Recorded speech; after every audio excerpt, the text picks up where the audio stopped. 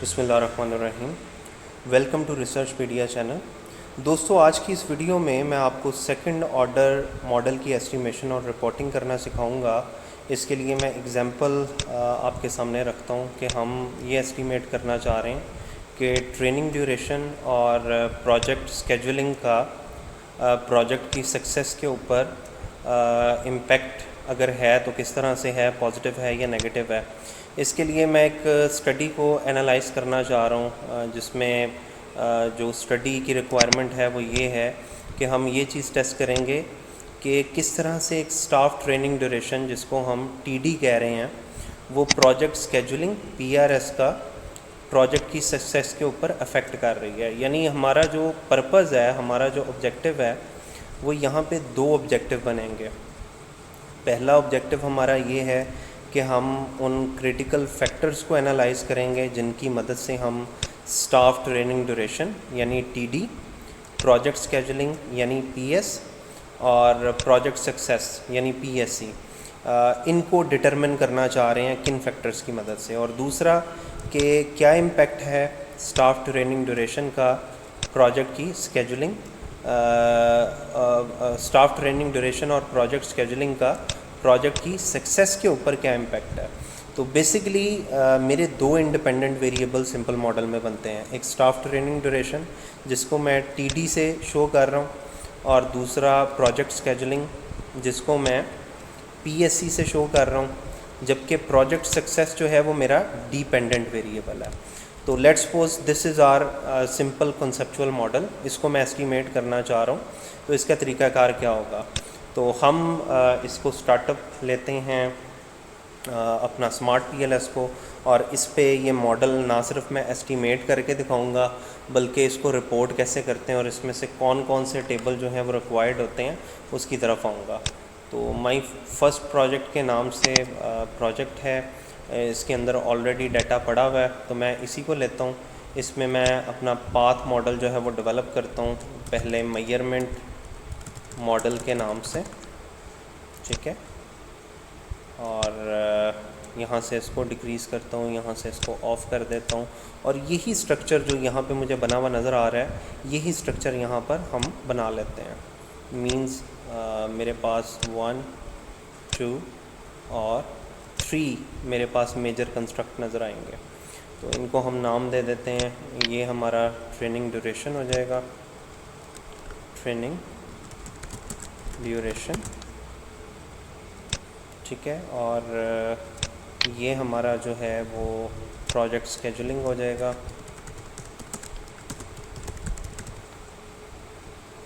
ठीक है। और ये हमारा प्रोजेक्ट सक्सेस हो जाएगा।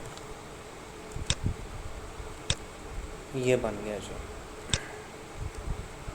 अब हमने करना ये है, क्योंकि हम इस पे सेकंड ऑर्डर का कॉन्सेप्ट अप्लाई करने लगे हैं, तो ट्रेनिंग ड्यूरेशन जो है वो दो चीज़ों से कैलकुलेट होगी, एक शॉर्ट ट्रेनिंग ड्यूरेशन से, एक लॉन्ग ट्रेनिंग ड्यूरेशन से। यानी ये जो ट्रेनिंग ड्यूरेशन का वेरिएबल है, ये फर्दर 2 डायमेंशन से कंप्यूट होगा। तो वो 2 डायमेंशन मैं यहाँ पर बना लेता हूँ,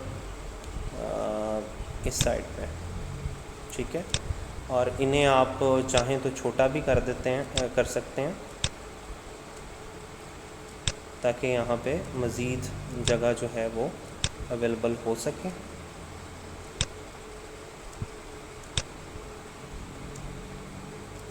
इसको हम रीनेम कर देते हैं शॉर्ट ट्रेनिंग ड्यूरेशन, और इसको हम रीनेम कर देते हैं लॉन्ग ट्रेनिंग ड्यूरेशन,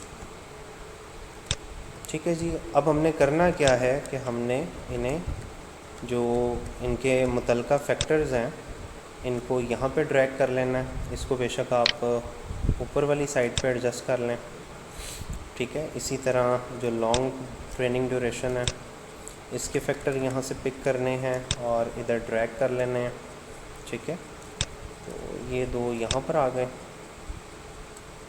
इनको अगर आप लेफ़्ट अलाइन करना चाह रहे हैं, अगर आप समझते हैं कि ये लेफ़्ट अलाइन हो सकते हैं, तो आप इनको लेफ़्ट अलाइन कर दें।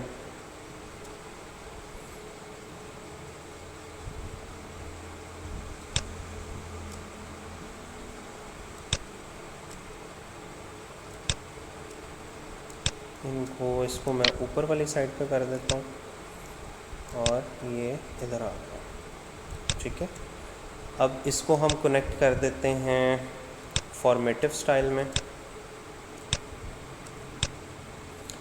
और दूसरा काम हमने ये करना है कि जब आप सेकंड ऑर्डर सेलेक्ट कर रहे होते हैं तो वो तमाम फैक्टर्स जो आपने डायमेंशंस के अंदर इंक्लूड किए होते हैं उनको आपने मेन वेरिएबल में भी शामिल करना है, लेकिन यहाँ से इनको हाइड कर लेना है।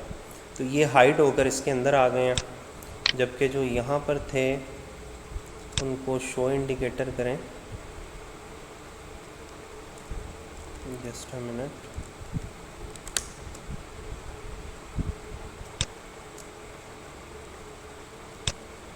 इसको हम कर लेते हैं जी, पहले हम फैक्टर्स कंप्लीट कर लेते हैं।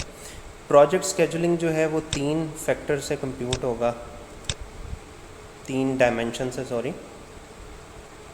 इसमें एक ES के नाम से है, इसको हम यहाँ पर ले जाते हैं। दूसरा OS के नाम से है, इसको हम यहाँ पर ले जाते हैं।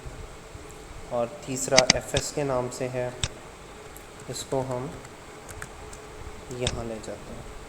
ठीक है, और इसी तरह फिर ये PS के नाम से प्रोजेक्ट स्केजुलिंग या प्रोजेक्ट सक्सेस के फैक्टर्स हैं, तो इन्हें हम डिपेंडेंट वेरिएबल के पास ले जाते हैं। इन्हें बेशक आप राइट साइड पर अलाइन कर दें।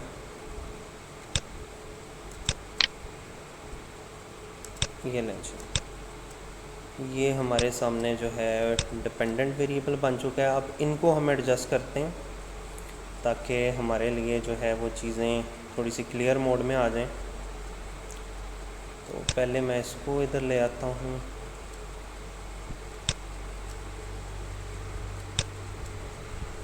और ये आ गया इसका सेकंड वेरिएबल। फिर उसके बाद मैं इसे इधर ले आता हूँ, फिर इसको मैं कर लेता हूँ नीचे वाली साइड पे, इसको भी नीचे वाली साइड पे कर लेता हूँ। लें जी, ये कुछ इस तरह का मॉडल बन जाएगा। अब इनके नाम चेंज कर देते हैं। ये है जी इफेक्टिव स्केजुलिंग, इसका नाम चेंज कर देते हैं। ये है जी ऑप्टिमाइज स्केजुलिंग। ठीक है जी, और ये है flexible scheduling.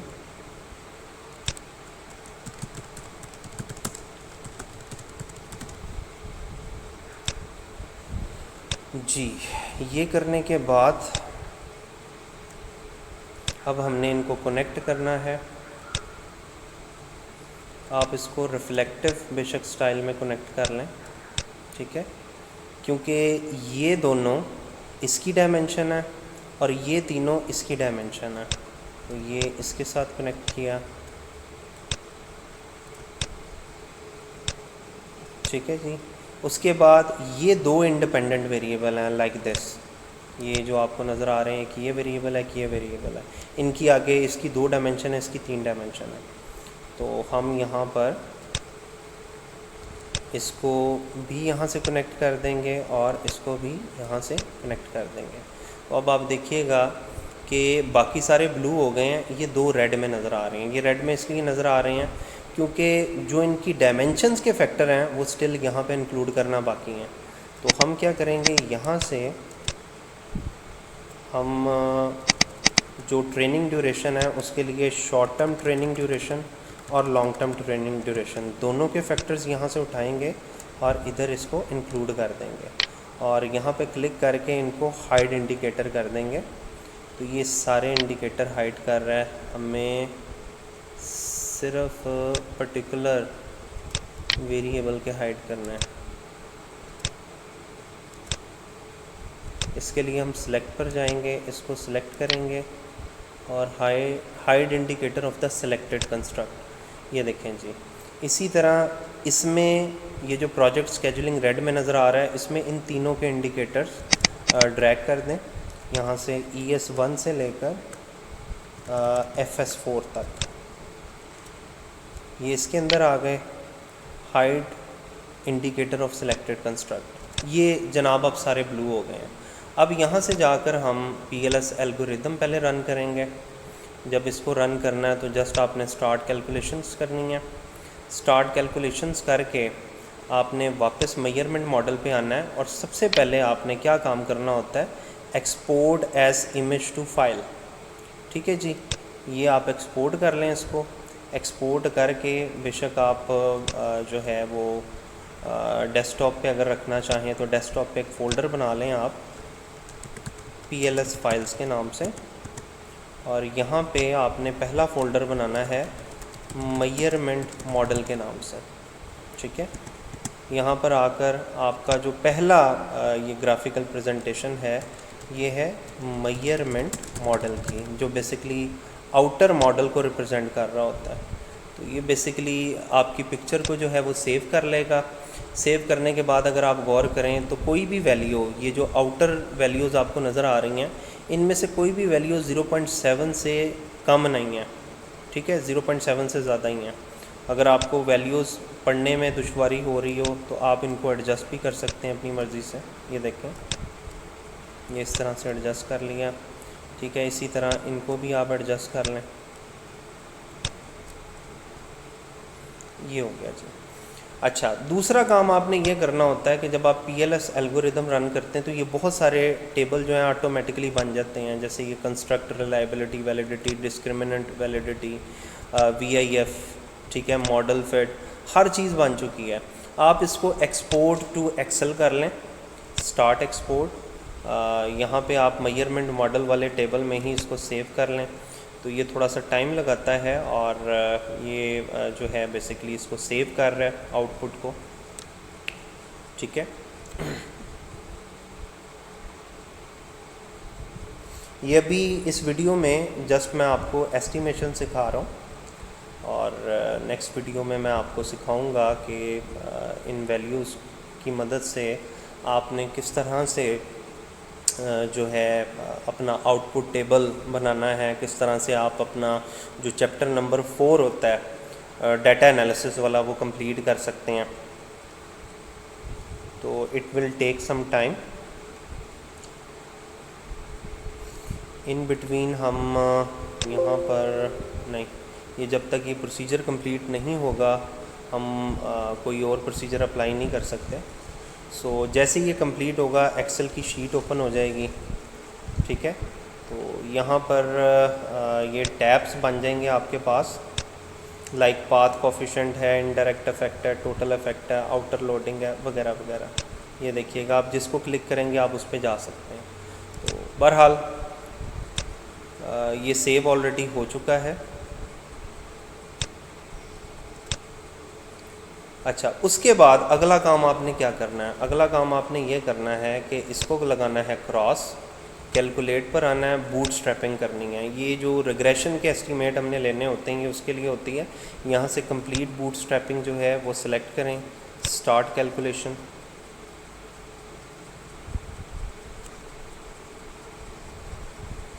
It will take some time. In between आपने क्या करना है जी, आपने डेस्कटॉप पे जाना है, PLS फाइल, यहाँ पे आप एक और फोल्डर जनरेट कर लें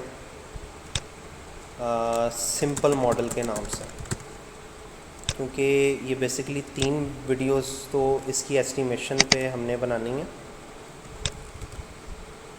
तो एक सिंपल मॉडल बनेगा, एक आपका फ़ोल्डर बनेगा मीडिएशन मॉडल पे। ठीक है जी, और एक आपका जो टेबल है वो बनेगा मॉडरेशन मॉडल के ऊपर। तो अभी ये सिंपल हमारी एस्टिमेशन चल रही हैं। अच्छा, ये करने के बाद जब आप बूट स्ट्रैपिंग कंप्लीट हो जाती है तो अगर आप गौर करें तो यहाँ पे वैल्यूज़ जो अब आ रही हैं, ये जो वैल्यूज़ आपको नज़र आ रही हैं, इनको हम T वैल्यूज़ कहते हैं। इट शुड बी 1.96 और ग्रेटर। तो ये यहाँ पे ग्रेटर नज़र आ रही हैं। इसको अगर आप थोड़ा सा इधर करके चेक कर लें, ये देखें, ये 1.96 से ग्रेटर है। तो ये जो वैल्यूज़ होती हैं जिनको हम इनर मॉडल की वैल्यूज़ कहते हैं, ये 1.96 से ग्रेटर हों तो इसका मतलब है कि आपके जो पाथ हैं वो बेसिकली सिग्निफिकेंटली डिटरमिन हो रहे हैं। ठीक है, तो इसका भी आपने यही करना है कि एक्सपोर्ट एज इमेज, और इसको आपने जो है वो नाम दे देना है स्ट्रक्चरल मॉडल का। ठीक है जी, ये आपके स्ट्रक्चरल मॉडल को इंडिकेट करेगा। यहाँ पे लिख लेना स्ट्रक्चरल मॉडल और इसको सेव कर लेना। तो ये जब सेव हो जाएगा तो पिक्चर की शक्ल में नज़र आ जाएगा। प्लस ये जो इसके टेबल हैं, total indirect, path coefficient, specific indirect, तो इनको आपने एक्सपोर्ट टू एक्सेल कर लेना है, स्टार्ट एक्सपोर्टिंग, और ये भी उस तरह से सेव हो जाएगा। तो ये एक इसका प्रोसीजर है एक सिंपल मॉडल में। जो जब आप एस्टिमेशन रन करते हैं PLS के थ्रू, तो वो एस्टिमेशंस इस तरह से रन की जाती हैं।